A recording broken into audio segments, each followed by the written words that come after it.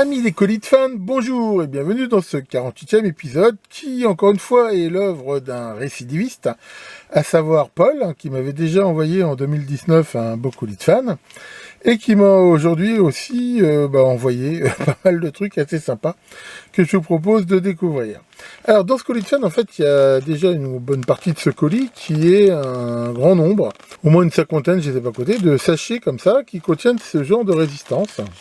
Ils sont des résistances à 1%, voilà, on voit c'est marqué dessus, avec des valeurs, voilà, par exemple 30K, alors il y a un petit peu tout un assortiment de différentes valeurs.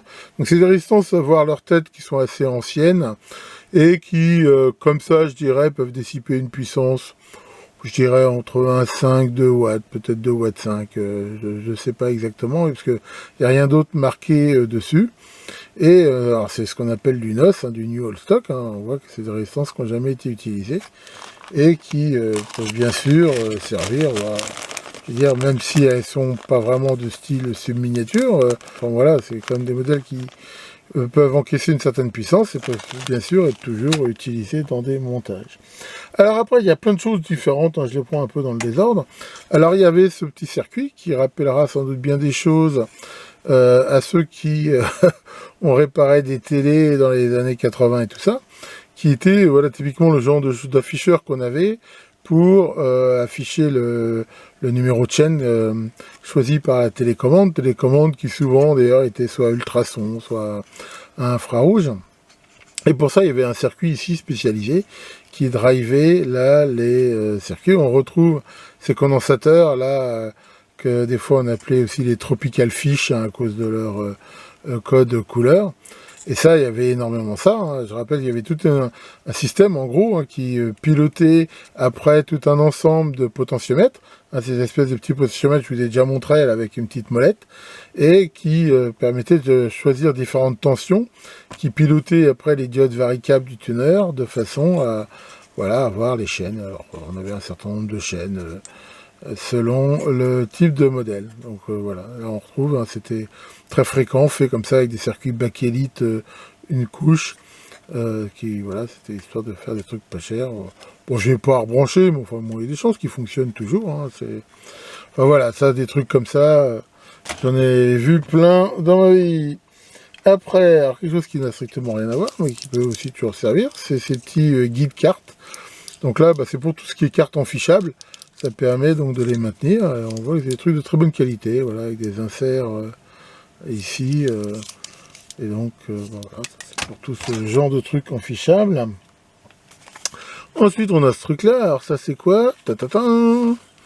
C'est une LDR, Light Dependent Resistance. Et donc, ce genre de cellule, comme j'ai déjà expliqué, voit la résistance varier énormément selon l'éclairage de la cellule. Et alors là, en même temps, on voit qu'elle est dans un boîtier en verre qui la protège. Alors ça, je ne sais pas d'où ça vient, ça peut venir de plein de trucs. Il y avait ça des fois dans des chaudières, il y avait ça dans des systèmes d'éclairage public. Enfin, là, je ne sais pas trop d'où ça peut venir, mais enfin voilà, on retrouve ça. Et alors un jour, je pense que je ferai une vidéo spécifique sur les LDR, parce qu'il y a pas mal de choses à en dire. Sachant que contrairement par exemple à un phototransistor ou une photodiode, c'est pas polarisé, ça marche dans les deux sens, donc on peut les utiliser en alternatif ou en continu, bien qu'en alternatif, je veux dire, ça a une bande passante assez limitée. Enfin bon, voilà, on va pas rentrer dans le détail pour l'instant. Donc ça, c'est pareil, tout à fait, je pense, utilisable, sans souci. Alors après, ça c'est aussi typiquement un truc qui doit venir d'un magnétoscope ou d'un truc comme ça. Donc là, on voit, c'est un petit assemblage mécanique avec une vis sans fin et une démultiplication, ou là, avec un moteur qui peut bien sûr l'entraîner.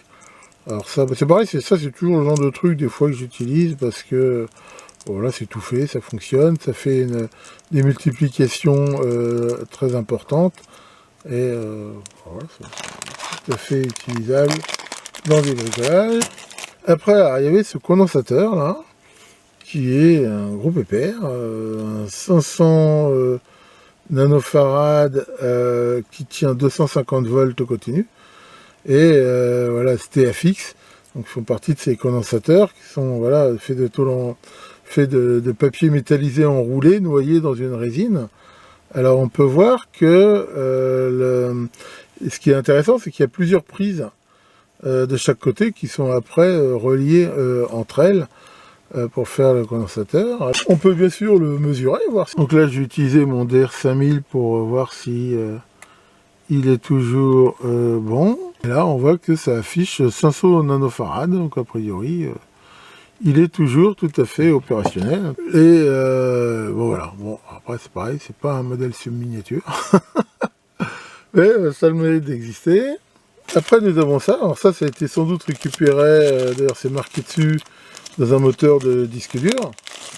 Et c'est quelque chose qu'on trouve assez fréquemment, qui sont en fait toutes ces bobines à plat là, qui sont collées, et sur lesquelles bien sûr le rotor de type aimanté, c'est un peu comme un moteur sans balai, hein. Il y a une commutation électronique qui commute les différentes bobines et qui le font tourner. Alors ça peut aussi être intéressant parce que c'est aussi réversible, c'est-à-dire que si par exemple là je mets des aimants assez puissants néodyne sur un rotor et que je recable ça comme il faut, je peux me faire en fait un générateur, hein, en alternant bien sûr les pôles nord et sud, ce qui fait que ça va faire une grosse variation de flux quand ça tourne.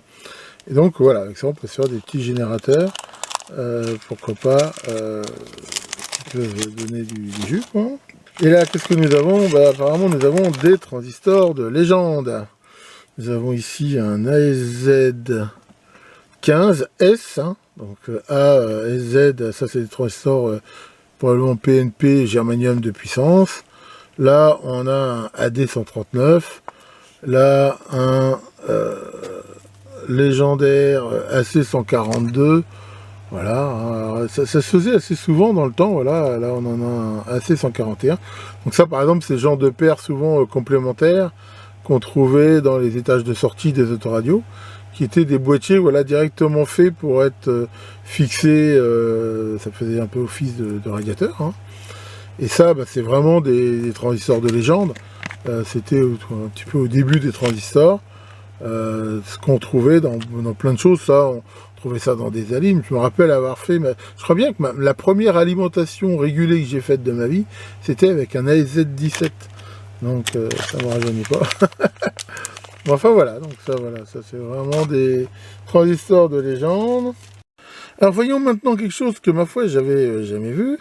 On connaît tous maintenant pour tout ce qui est caméra, appareil photo et tout, les cartes SD, mais avant il y avait un format un petit peu plus grand et qui ressemblait à ça. Voilà, donc là on en a une, typiquement, voilà, une carte Lexar qui faisait 1 giga, ce qui peut paraître un petit peu petit maintenant, mais enfin, il y a quelques temps c'était déjà une sacrée capacité, et là on a un système qui ressemble un peu à ce qu'on pourrait trouver dans une USB ou une carte SD, mais bon, à l'époque, c'était moins intégré, et comme on peut le voir, c'est constitué donc de circuits intégrés. Il n'y a aucune mécanique là-dedans. Voilà, on a ici donc différentes mémoires, voilà, qui gardent les choses. Mais alors, ce qui était étonnant, c'est que dans les cartes, exactement au même format que ça, il y avait aussi, je crois que c'est le plus petit disque dur que j'ai jamais vu de ma vie, hein, c'est IBM qui faisait ça. Bon, il est un petit peu destroy parce que j'ai voulu l'ouvrir et je dois dire j'ai eu beaucoup de mal. Pourquoi? Parce que les vis, alors je sais pas si on peut voir parce que c'est vraiment très petit, mais c'est des vis qui ont une empreinte que j'ai jamais vue. C'est une espèce d'empreinte à 3 lobes et voilà, donc c'est pour ça que pour l'enlever j'ai été un petit peu je veux dire, embêté, quoi. Enfin, j'ai dû, voilà, faire un petit peu de, de violence. Mais enfin, là, en fait, ce qu'on retrouve, c'est vraiment, dans ce format-là, un petit disque dur, et donc, dans lequel on va retrouver, de façon classique, une carte contrôleur, qu'on peut voir ici, voilà, et vraiment un disque dur. Et voilà, je ne sais pas si vous voyez par rapport à mon doigt, c'est vraiment le plus petit que j'ai jamais vu de ma vie. Alors, je ne sais pas s'il y a encore plus petit, mais... et là, donc ça faisait 1 gigabit, ce qui est déjà pas mal. Et là, bon, maintenant c'est sûr qu'il est mort, mais voilà, on retrouve bien ici un disque dur classique avec le bras là qui permet donc de lire et écrire les données. Donc ça, vraiment, je trouve que c'est assez phénoménal de voir un disque dur si petit. Alors ensuite, il y avait différentes autres choses. Alors il y avait ce moteur. Donc ça, c'est un moteur pas à pas qui est incomplet, hein, il a été ouvert et démonté. Mais alors, ce qui peut être intéressant, c'est de voir justement, pour ceux qui ne savent pas, comment c'est fait à l'intérieur. Donc je rappelle qu'un moteur pas à pas, hein, il y en a différents modèles, mais en gros voilà, c'est un moteur qui comporte plusieurs bobines, qui contrairement à un moteur électrique, je veux dire à balai, permet d'avoir des positions stables, hein, justement qu'on appelle départ, et ce qui fait que on peut contrôler sa position de façon très précise, à mesure où voilà, on peut le faire avancer avec 5 pas, et puis revenir de 5 pas, et il reviendra ici à sa position. Donc là à l'intérieur, on voit ici les différentes bobines qui viennent derrière, voilà, se mettre avec le rotor. Et alors on peut voir que là, c'est assez compliqué de l'enlever, voilà, l'entrefer, je veux dire, entre les bobines et le rotor est vraiment très faible. Et donc c'est ça qui va permettre de faire tourner le moteur. Alors, bien sûr, pour pas que ça frotte, normalement, mais là ils y sont plus, il y a des roulements à billes de chaque côté qui maintiennent tout le système, voilà, pour que ça soit au plus près, mais que ça frotte pas. Donc voilà, hein, ça c'est vraiment typique d'un moteur pas à pas. Alors, il y avait aussi justement un autre moteur, alors là qui pour le coup est un moteur à courant continu, d'ailleurs qui fonctionne, hein, je l'ai fait tourner, hein, il suffit de mettre ici une tension entre les deux, donc ça c'est un petit moteur à balai, hein, c'est pas un moteur à commutation électronique, mais qui a une particularité intéressante, c'est d'avoir en plus, hein, je vous avais déjà montré ça, un capteur de position, donc là qu'on peut regarder, et là on peut voir ce disque, hein, qui est, on va voir, avec des encoches qui sont extrêmement fines, donc ça c'est fait par gravure chimique, hein, ce genre de choses, hein, pas par usinage, et donc le disque peut tourner comme ça, et là on a ce capteur, voilà, on peut retrouver sa référence, qui va donner, il y a 4 broches, hein, il y a l'alimentation, et les 2 sorties donc en opposition de phase, et ce qui permet de mesurer le déplacement. Attention, c'est pas ce qu'on appelle un codeur absolu, c'est-à-dire qu'il ne donne pas une idée absolue de la position du rotor, mais il donne sa variation dans un sens ou dans l'autre.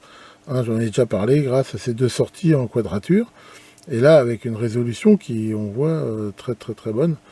Donc ça c'est intéressant bien sûr, parce que ça va permettre de déplacer quelque chose, ça doit venir d'une imprimante ou d'un truc comme ça, et d'avoir un feedback très précis. Alors, autre chose qu'il y avait dans ce colis, alors ça apparemment c'est un loupé, il avait commandé des cellules solaires, et c'est vrai que quand on regarde ce circuit, il a l'air d'être une cellule solaire comme ça, parce que c'est vrai que souvent c'est comme ça, mais de l'autre côté, à mon avis il manque quelque chose, quoi. Apparemment, Paul dit que il s'est fait rembourser. Voilà, il y a un gars qui vendait ça comme des cellules solaires, mais en fait, c'est des circuits imprimés de cellules solaires sans cellules solaires, ce qui est pas terrible. Là, là c'est intéressant. C'est des petits rouleaux à billes. Donc on voit de différentes tailles. Donc ce genre de roulement qui, bien sûr, je crois que l'important c'est l'utilisation des roulements à billes n'est plus à démontrer. Là nous avons aussi quelques vénérables condensateurs variables. Alors décidément je suis pas doué pour ouvrir les sacs. Tac. Voilà, donc ça c'est aussi des trucs qu'on trouvait assez fréquemment. Donc c'est typiquement des condensateurs ajustables. D'ailleurs si on regarde, voilà, on voit qu'il y a différentes cages avec ce filetage. Voilà, comme ça. Ce qui fait que par rapport au pas de vis, on voit que plus je le visse, plus les cages vont être en contact, et donc plus la capacité augmente. C'est-à-dire visser à fond, il aura une capacité maximum, et là, il aura une capacité minimum. Donc ça, on retrouvait ça aussi dans les postes de radio, enfin bon, partout où on pouvait avoir des condensateurs. Et ça, c'est un autre modèle aussi, mais c'est un peu le même principe. Voilà, on retrouve ça, on retrouve ces modèles-là aussi. Voilà, on voit qu'il y a un isolateur céramique, mais le principe est toujours le même, c'est de mettre plus ou moins en regard des surfaces métalliques, ce qui fait varier la capacité. Donc voilà, c'est le genre de truc qu'on trouvait aussi pas mal dans les années 50-60. Alors là, on a des voyants secteurs, qui sont donc avec des ampoules néon. Voilà, donc là on voit qu'on a à la fois le support, donc ça peut bien sûr être utilisable toujours, hein, qui permet de le fixer sur un panneau. Voilà, on voit qu'on peut plus ou moins avancer le truc, et là on a cette ampoule, je ne sais pas si on voit bien, qui est faite pour d'ailleurs c'est marqué dessus, là c'est du 110 volts, c'est pareil, ça ne rajeunit pas, et donc ça c'est typiquement une ampoule avec du néon, et généralement il y a une résistance de limitation de l'ordre de 100 K dedans. Donc là, on pourrait très bien le faire marcher, je pense, en 220. Il faudrait peut-être rajouter une résistance, mais voilà. Et donc ça donne une lumière souvent orangée. Et bah, c'est utilisé enfin, voilà, comme voyant secteur. Donc là, on en a deux, et ça, ça peut bien sûr être utilisable. Après, on a ce magnifique commutateur. Alors, je vous ai fait une vidéo pour vous parler des commutateurs rotatifs. Celui-ci, on voit, c'est un 24 positions x 2 circuits. Hein, ça veut dire qu'il y a 2 circuits ici qu'on peut voir, et qui je veux dire, sont couplés entre eux, et permettent donc 24 positions. Alors ça peut servir à plein de choses. Par exemple, comme je vous l'avais montré, on peut faire toutes les résistances de la série E24, par exemple, ou des condensateurs, et avec 2 gammes, par exemple. Voilà, on peut faire une boîte de substitution. Après, partout où on veut pouvoir commuter un signal, enfin, je veux dire, de 2 à 24, parce que comme on peut le voir ici, en réglant cette cam-là, on peut choisir en fait le nombre de positions. C'est-à-dire, il peut aller jusqu'à 24, mais on peut très bien le brider pour faire que 3, par exemple. Bien que là, c'est pas forcément intéressant, mais je veux dire, il n'y a rien qui l'empêche. Après, on a ce bouton, alors ça, bah, que tout le monde, avec un symbole que tout le monde connaît, qui est donc probablement un bouton d'ascenseur. Voilà. Donc, on va chercher un truc, bon, truc costaud. De toute façon, dans les ascenseurs, c'est le fameux truc d'ailleurs qui m'a toujours fait rire, mais qui est très humain. Hein. On appelle l'ascenseur, on appuie un coup, le truc s'allume, puis on rappuie plusieurs fois, comme si l'ascenseur, je disais, oula, celui-là est pressé. Ça, c'est toujours assez marrant, mais d'ailleurs, j'ai vu un truc qui était vachement astucieux. J'ai vu dans un hôtel, le bouton d'ascenseur, d'appel de l'ascenseur, il l'avait mis dans le couloir, assez loin de l'ascenseur. Ce qui fait que quand on arrive, on peut déjà commencer à l'appeler, et ça lui donne, ça limite le temps d'attente, parce que le temps qu'on arrive à l'ascenseur, ça se trouve, il peut arriver. C'est pas bête. Alors ça, c'est un très grand classique. C'est un multiplicateur de tension dont le but là est de faire un ioniseur d'air. Donc c'est censé purifier l'air, parce que ça marche vraiment et tout, j'en sais rien. Mais donc là, l'idée c'est quoi? C'est qu'on met le secteur à cet endroit-là, et là on a tout un système de multiplicateurs de tension. Voilà, avec ces condensateurs-là, donc il multiplie la tension jusqu'à ici avoir une tension très très élevée avec ces résistances là en série, et voilà, ça on peut le mettre enfin, déjà comme ça, hein, vu que généralement les ionisateurs d'air comme ça sort un peu sur des aiguilles. Alors on peut même le mettre, moi j'en avais fabriqué un dans le temps où j'avais mis plein d'aiguilles comme ça qui sortaient. Alors avec les résistances en série, ça fait que c'est assez safe dans la mesure où même si on touche par erreur, je veux dire, il n'y aura pas de danger. On a même ici là un voyant, un néon, d'ailleurs qu'on voit il est cassé, il faudra le ressouder, et qui permet donc de vérifier que le système fonctionne. Et voilà, donc un beau petit circuit imprimé. Après nous avons, alors ça c'est pas un truc qui rigole, c'est ce qu'on appelle une résistance shunt, et on voit que ça peut aller jusqu'à des courants de 10 ampères pour une tension de 0,3 volts.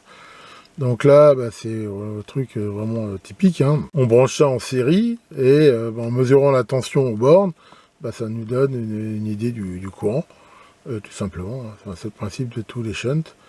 Et on voit que c'est un truc, c'est du costaud. Hein. Mais pour mesurer des courants importants, c'est sans doute un truc très intéressant et utilisable. Après, bah, ça je vous avais aussi parlé de ça dans une vidéo, et voilà, je sais que rien qu'à la vue de ce composant, il y en a plein à qui ça va rappeler plein de souvenirs, j'en avais déjà parlé. C'est la fameuse ligne retard qu'on trouvait dans certains montages plus ou moins licites, qui permettait, voilà, de regarder des films olé olé le samedi soir. Après, il y a ça. Alors ça, c'est des contacteurs que j'ai jamais vus. On voit qu'il y a un système de verrouillage, voilà, comme ça, et derrière, qui donne un certain nombre de contacts. C'est assez dur à enlever. Ah, voilà. Alors je reconnais que j'avais jamais vu ce genre de contacteur. Enfin bon, après, il y en a un tel... enfin, le nombre de types de contacts, c'est phénoménal, quoi, je veux dire. On se demande d'ailleurs pourquoi des fois ils en inventent autant, quoi. Parce que, enfin bon, des fois je pense qu'il y a des fois des tas de modèles, alors que Voilà, je vois pas tellement l'intérêt d'en avoir de tant différents. Bon, enfin bon, c'est comme ça. Donc ça, bah voilà, ça viendra dans ma collection de contacts. Alors après, il y avait ça. Alors ça, c'est super intéressant aussi, et ça va aussi peut-être rappeler des souvenirs à certains. Il s'agit de quartz. Voilà. Et on peut voir la fréquence, là, qui est CIS, hein, c'est en kilocycle.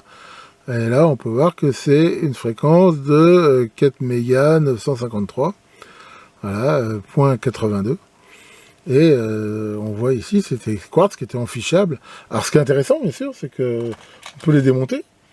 Et on peut même voir, d'ailleurs, on va en profiter pour voir comment c'est fait dedans. Et vous allez voir qu'il y a un quartz qui est coincé entre deux lamelles. Voilà, on voit que ça s'enlève avec deux vis, ma foi, assez facilement. Hop, voilà. Et là, ce qu'on peut voir, c'est justement là, on voit qu'il y a deux circuits avec un ressort. On peut voir ici donc le premier contact, la lamelle de quartz entre les deux, c'était fabriqué comme ça. Bien sûr, chaque quartz, selon la fréquence, était taillé comme il faut. Bon voilà, allez, je le remontrerai tout à l'heure. Alors après, il y avait cette alimentation là.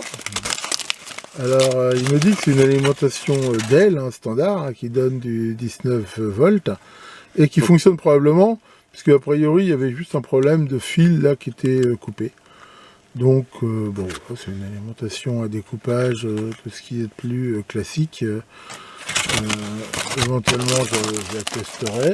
Alors après, cet appareil-là, alors là, il me met, c'est intéressant, ça, que ce truc-là coûtait 2990 francs en 90, hein, 456 €, était fabriqué en France. Alors qu'est-ce que c'est que cet appareil? Eh bien c'est un modem, on va dire, de voyage en quelque sorte. Hein, on peut voir là que on mettait ici un câble avec la ligne téléphonique PTT. Ici, alors ça ressemble à une RJ45, mais on voit que c'est du RS232, donc on branchait sur l'ordinateur. Et là, soit une alimentation externe si on en avait, mais sinon on voit que en mode voyage, on pouvait éventuellement l'alimenter avec une pile de 9 volts. Et ce truc-là, c'est typiquement un modem, voilà, avec différentes normes. Hein. Généralement, ce genre de truc, hein, de toute façon, ça pouvait au pire aller jusqu'à 56K, parce que vu la technologie sur des lignes téléphoniques cuivre, de toute façon, on peut difficilement, avec ce genre de choses, aller au-delà. Et voilà, c'était ce genre de modem que j'ai très bien connu. D'ailleurs, on peut aussi l'ouvrir, hein, ça peut être intéressant de voir comment c'est fait à l'intérieur. Donc là, on voit que ça se démonte. Hein, je rappelle, hein, pour ceux qui n'ont pas connu ça, parce que ça commence à dater, mais avec ça, quand on voulait se connecter à Internet, par exemple, ou à un BBS, ou à je sais pas quoi, donc on envoyait des commandes AT, hein, c'était des commandes sur le port série, qu'on lui disait de numéroter. Et là, donc, il établissait le contact, ça faisait ce fameux bruit là, qui était très très connu. Voilà, donc là, si on l'ouvre, on voit qu'il y a pas mal de monde à l'intérieur. Hein. Deux circuits imprimés. Ce petit haut-parleur extra-plat, là, hein, donc qui justement permettait éventuellement d'écouter et de se rendre compte de la connexion. Et là, on a deux circuits. Donc a priori, ici, toute la partie logique. Voilà, avec ici, c'est probablement un microcontrôleur, un microprocesseur. Ici, on peut voir la mémoire EEPROM qu'il y a là. Voilà, ici. Et là, on a a priori donc toute l'interface de ligne téléphonique où on retrouve le transfo de ligne. Ici, les différents optocoupleurs qui permettent d'assurer l'isolation galvanique avec la ligne téléphonique, la détection de sonnerie et tout ça. Et puis voilà, puis après, généralement sur ces trucs-là, il y a un montage qu'on appelle un duplexeur qui permet de faire la partie émission-réception des différents signaux. Bon, c'est vrai que maintenant, ça n'a plus tellement d'intérêt, quoi, ce genre de truc, mais il fut un temps, on avait que ça, hein. On était quand même content de l'avoir. Et pour terminer cet inventaire à l'après-vert, il y avait ce petit ce truc-là. Alors ça, c'est quoi? C'est ce qu'on appelle un indicateur de tableau, hein, qui est fabriqué par cette boîte française, qui est très connue, là, AOIP. et qui, généralement, ces petits indicateurs-là, en faisant différents types de straps, des réglages, ça peut servir de voltmètre. Par exemple, là, on voit que ça peut afficher des tensions alternatives ou continues, des courants, des résistances, des fréquences, d'après ce que j'ai compris, c'est plutôt pour des trucs genre spécifiques 420 milli ou des trucs comme ça. Et ça peut aussi s'alimenter de différentes façons. Donc là, on voit que sur ce modèle-là, il s'alimente en 220 et qu'il est configuré justement pour des... Alors, j'ai pas trouvé la notice de ce modèle-là, j'ai trouvé la notice du modèle remplaçant, parce que celui-là, il se fait plus. Bon, enfin bon, en cherchant un peu, peut-être qu'on peut trouver... Et ce genre d'indicateur. Donc là, on voit, c'est aussi assez compact. Et là, pareil, on retrouve ce truc-là, 2 étages. Donc là, on trouve le transformateur d'alimentation, voilà, les différentes alimes avec les condos de filtrage. Là, un circuit intégré de légende, le ICL 7107 de Intersil. Intersil, je rappelle, a fait des tas de circuits comme ça, qui s'occupent de tout le multiplexage de l'affichage, les convertisseurs, et ainsi de suite. Et donc, ce genre de truc, après, eux, généralement, ça mesure toujours une tension, mais voilà, selon le conditionnement de signal qu'on fait avant, on peut mesurer différentes choses. Et là, on retrouve cette platine qui, voilà, on voit qu'il y a plein de straps, il y a plein de réglages, et donc, généralement, il y a une notice qui explique comment régler tout ça, de façon à ce que on mesure le paramètre que l'on veut, sachant que généralement aussi, voilà, quand c'est vendu, on le voit sur l'étiquette, éventuellement même en usine, il est, je veux dire, réglé pour afficher, enfin je veux dire, être prêt à l'emploi.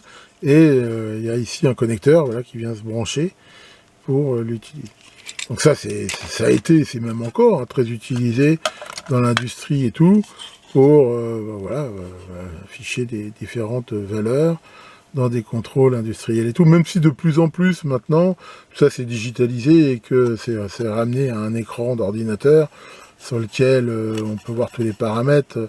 Enfin, c'est vrai que de plus en plus quand même, on a plus ces indicateurs séparés. D'ailleurs, on voit aussi l'évolution partout. Si vous regardez la dernière fusée SpaceX par exemple, dans le temps, il y avait pléthore de cadrans, de boutons et tout d'instruments. Maintenant, parce que j'ai vu, les astronautes, ils ont 3 écrans tactiles et sur lesquels ils voient tous les paramètres et tout. Alors c'est vrai que c'est intéressant à mesure où ça réduit énormément la complexité, le câblage, les coûts et ainsi de suite.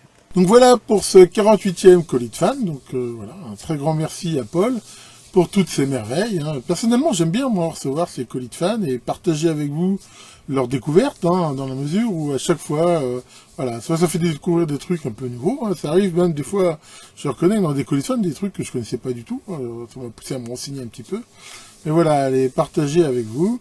Et en même temps, voilà, ça, je veux dire, augmente mes collections. Alors, peut-être qu'il y a des choses que j'utiliserai ou que j'utiliserai pas, mais j'ai déjà, des fois, quand même, réutilisé des trucs qu'on m'avait envoyés dans des colis de fans avec bonheur. Alors, je rappelle que si vous aussi, vous voulez participer, regardez en commentaire de la vidéo, c'est très facile pour le faire. Bon alors sinon, ça caille. Pour info, nous sommes aujourd'hui le dimanche 11 novembre. Je rappelle que souvent j'enregistre des vidéos un petit peu en avance, parce que dans la semaine, comme j'ai beaucoup de travail pro, j'ai pas forcément le temps de le faire. Et ce matin, j'ai eu la surprise quand même de me réveiller dans un paysage complètement enneigé.